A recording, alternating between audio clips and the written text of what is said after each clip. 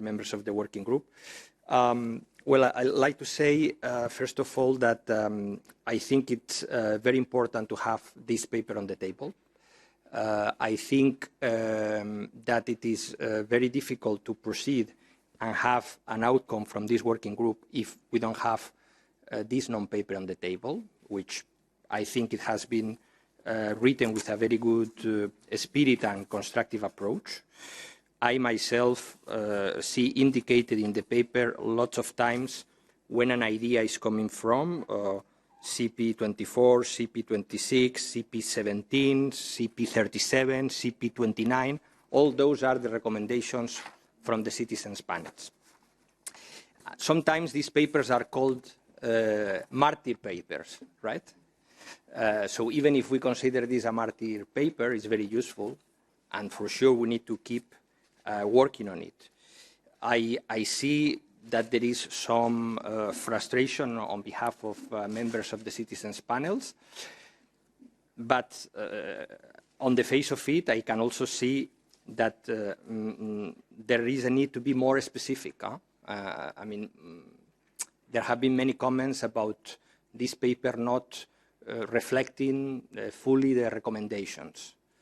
But in order to move forward, what we need, I think, in a constructive spirit, is to know from you, either now or in writing after the meeting, specifically which are the points that you feel are not either reflected or not reflected in the way you wish. I think this is the way forward, because on the face of it, I see lots of things coming from the recommendations.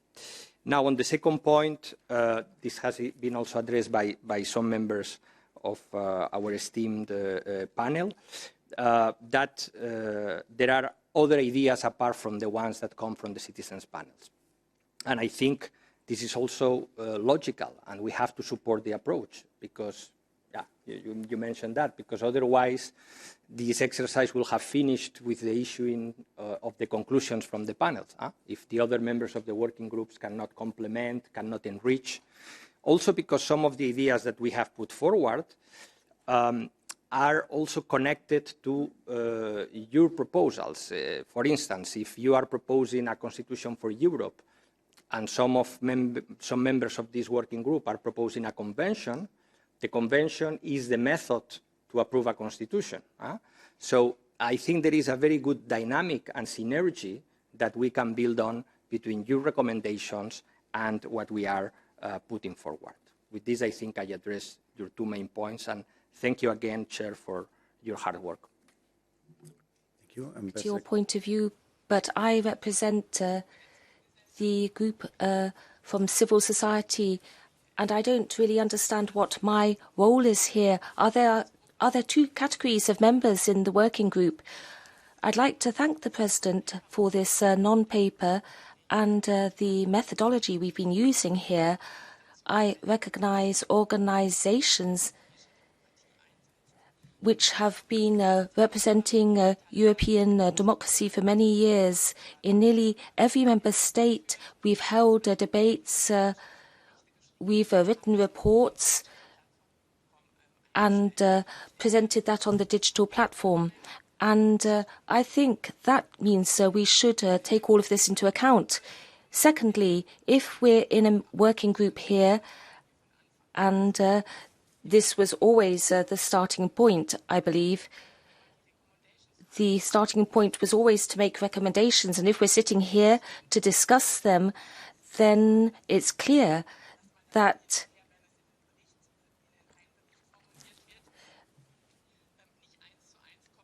you can't just copy and paste the recommendations into the report. You need to turn this into a language which can be used. I must say, I haven't really understood what the concern is. In the report, there's supposed to be a summary of the citizens' recommendations and what was presented on the digital platform. I think there is a good summary. Maybe we could have one or other recommendation as an annex to the report so that it's nice and compact. that might be a feasible approach, but I think we need to concentrate on drawing up a document which we can actually use and put into practice somewhere, apply somewhere. It needs to be something we can actually implement. Dann Herr Schäfer. To your point. I really don't share the Alexandrina intervention where she say us and them, because at least there are 4 or 5 of us and them in these groups, in the sense that, I mean, we have to think the purpose of this working group.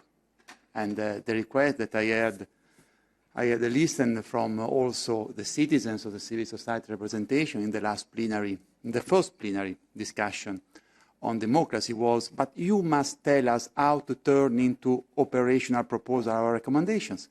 This is what we expect from us. I remember the Italian lady pointed to me and asked me explicitly. And I think that this working group is doing what you ask. You wanted to start from the recommendations, and you wanted to have a operational translation. And honestly, I think that this document that the chair has presented us is doing exactly this, take into account of the fact that, I mean, if this working group is here, it's for a purpose. Because if we don't want to dialogue, democracy is dialogue. Democracy is not. This is what you have to do. It doesn't work like that, I'm sorry, because democracy is a complex exercise. And we wanted to make sure that the working group is a little example of dialogue between all people that are here for a reason. You are here because you are representative of the citizens of the panel, the social partners are here because there are workers behind them, the organized civil society are here because there are thousands of members. We are here because you have elected us. The national parliament are here because they've been elected. So this working group was the place where, starting from the recommendations, we have to assemble different also perspectives and to make them operational. If you don't think that the recommendation of the panel are fully taken into account and made fully operational, tell us which recommendation you think that should have a better answer. That's what we expect from us. That is exactly what the working group is here for. Of course, there has been also proposal in the platform. There has been proposal from the national debate. I'm very surprised. I'm only surprised when the Dutch ambassador speaks, because he contradicts himself every time.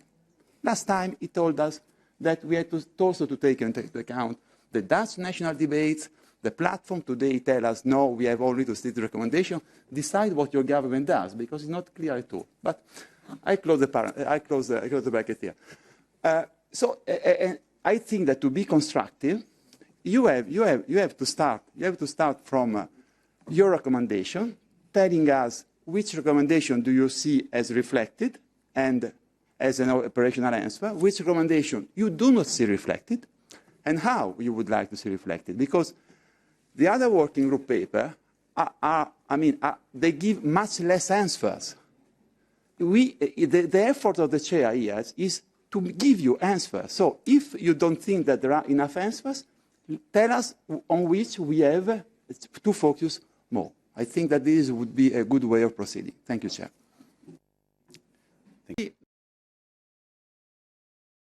Panel for having so efficiently solved the issue that we were discussing in the morning with this new paper. I understand that now we'll have the opportunity to add content to this, which I think is very important, because this is a dynamic process that requires, in a way, delivering on these proposals. If we look at the first one, conceiving an EU-wide referendum, well, I have to say that I'm personally not fond of referenda myself, but I don't oppose it. I think it's worthwhile exploring how this could develop at the European level, and actually maybe going against what another colleague said before, if there have to be referendums on European matters, I think rather they are pan-European than nationally focused. So I see value in this proposal.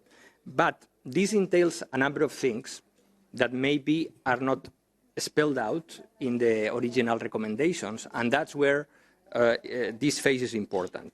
For instance, if we want to have this as it is proposed in Europe, we need to change the treaty. So these recommendation, as others that you have formulated, imply treaty change. Okay? So if we are serious about that, we have to make it clear also in our final conclusion that we are going to change the treaties to make these proposals viable. And in order to change the treaty, we need to call a convention. This is the way of changing the treaty right now in Europe.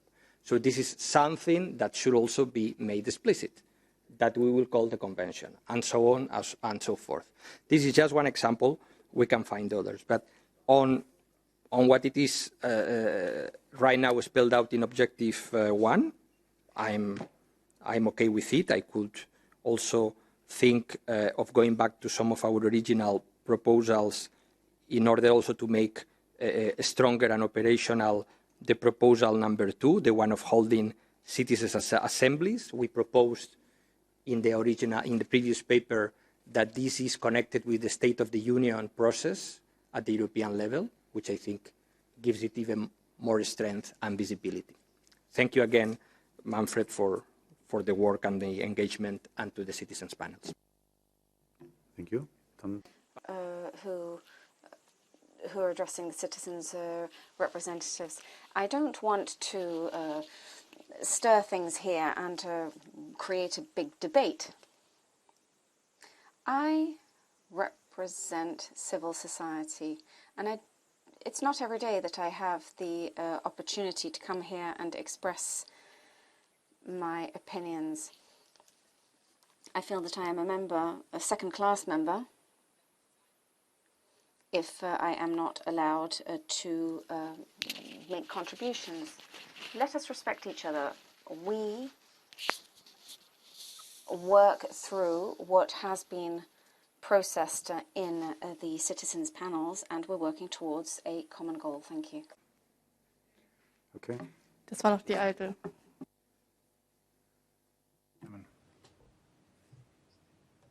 Well, I think that, quite honestly, this block is pretty good. I think the proposals are pretty good. In particular, I'd like to congratulate the citizens panel for proposal number 1 on education for European citizens. I mean, this is a subject that perhaps hasn't been given the importance it deserves until this point, but it is strategic in nature.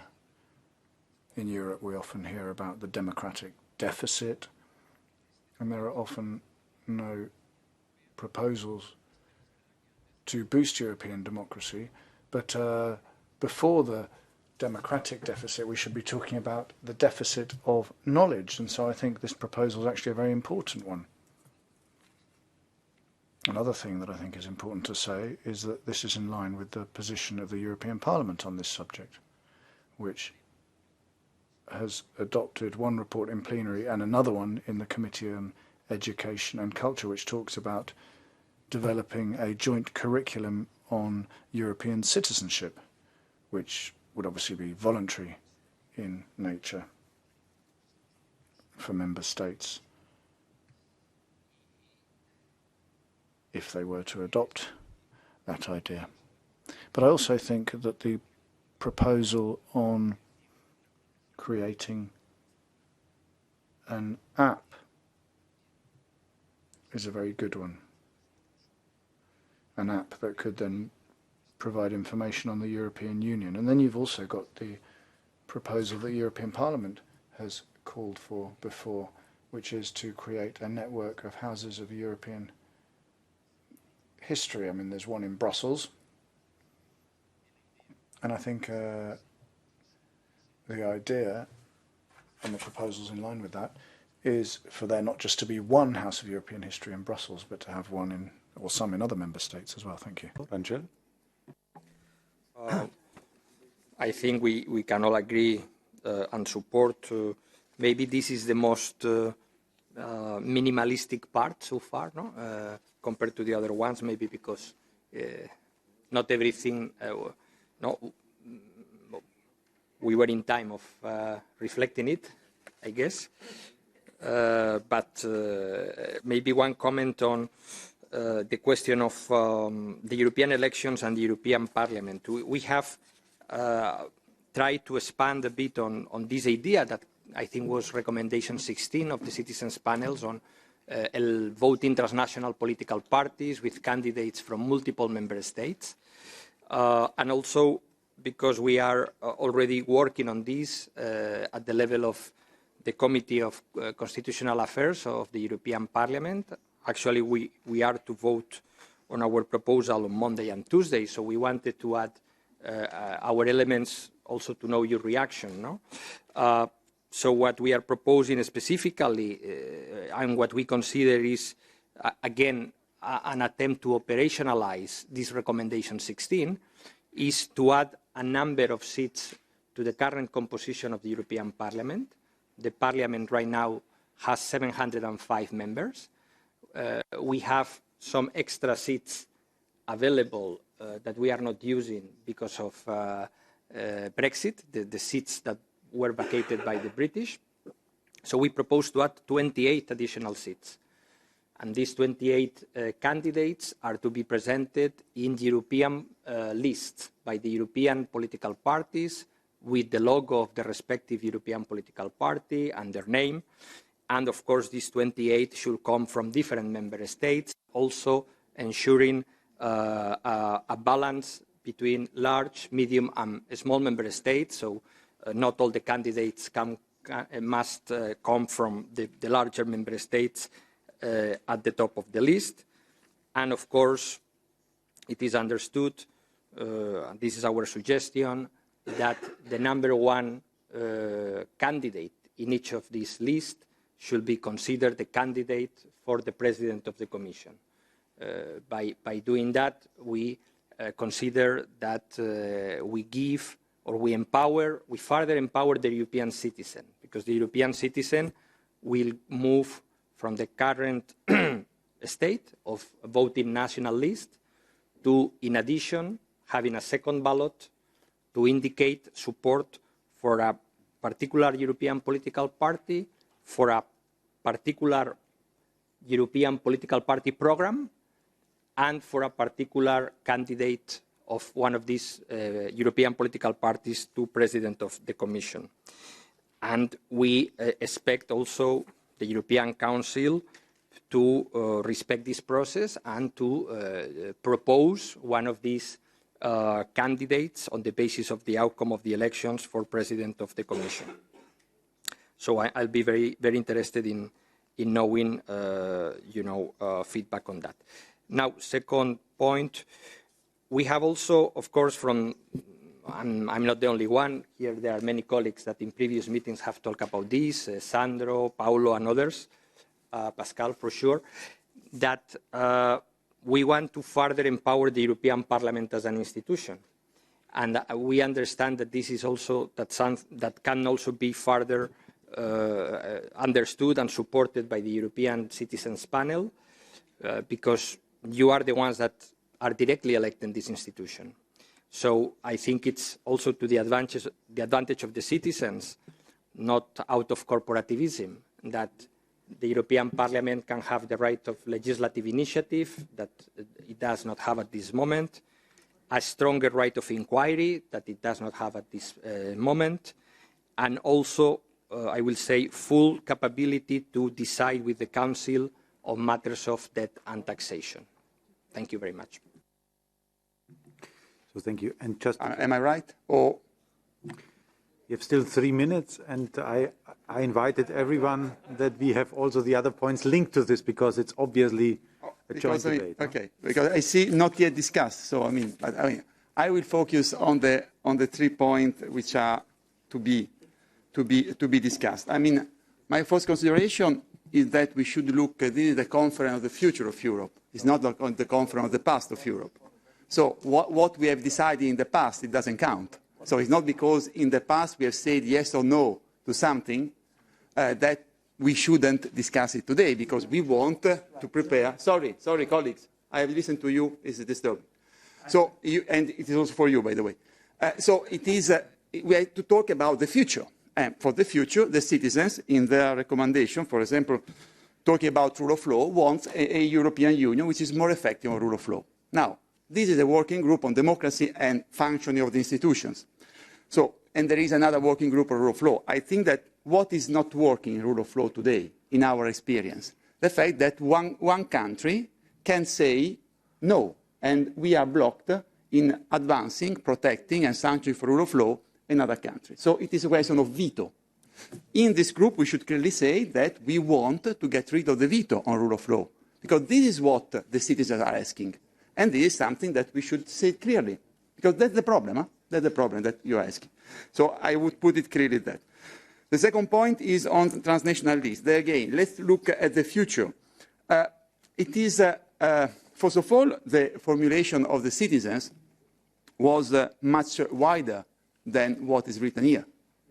Because the formulation of the citizens were saying that during a sufficient, they say that they wanted to elect the member of the European Parliament by voting directly the European political parties, and then the last phrase of recommendation 16 saying during a sufficient period, citizens could still vote for both national and political parties. That means that in the end of the process, according to that recommendation, for the European Parliament, citizens should only vote for European political parties. This is what the recommendation 16 say. Why they have this feeling, and why, in my view, they are right? Because this is what is missing in the European Union. We have a formal exercise of democracy because we vote for the European Parliament, but there isn't a civic and political transnational space. And this is why they feel this gap. And this is why, in my reading, recommendation 16 say, for the European political parties, we want to elect members of the European Parliament by voting European political parties. What does it mean for us? That means that, according to the citizens, European political parties today do not have legitimacy. And they do not have legitimacy because they cannot be voted by the citizens. This is the point. Then it would be a national debate. No, this is exactly the opposite. This is exactly the other goal. If we have women and men which are together but because they share values and because they share a goal for the European Union, not because they are of the same nationalities, and they present a project, different project in the European Union, it is clear that the debate will become a European debate. It won't be a debate about France, Italy, or Portugal. It will be a debate whether we want more or less national European expenditure for social policy, more or less European policy for the fight against climate change. This is the point. So, I mean, also here, colleagues, let's see, it is not a gadget. This is fundamental change in the way we live our European politics, and we want to advance on European democracy. Then, I mean, if we want to specify that some national debate, only 1/3 of the citizens were in favor, as the Dutch ambassador said, it's fine. I'm very happy already because 1/3 were in favor, 1/3 abstained, and 1/3 were against. So I think that is very good for our cause, because that's what you said the other time, and I remember very well. No. I'm just remembering what you say every debate. The last point on the issue of getting closer between citizens and elected representatives. This is a problem that it exists with different national election systems. And the citizens are telling us, we feel that the members of the European Parliament are very far from us, but I mean, the Italian must, to elect a member of the European Parliament, you have to write our name on the ballot paper. In France, you got one single list at national level. What do I want to see? I want to say that the transnational list, from this point of view, neither improve nor worsen the situation. Because the situation, no, Paolo. Because even in Italy, when you have to write your name, not my name, I was elected in France, but they have to write the name of Mario Rossi. So that the most direct link between an elected member and the voters, even in that country where you got regional constituency and the people must write your name, people the following day say these people in the European Parliament are far from us. What I want to say? I want to say that the issue is not electoral. The issue is the way we live and we stay in contact with our citizens. And from this perspective, I would need more from our citizens.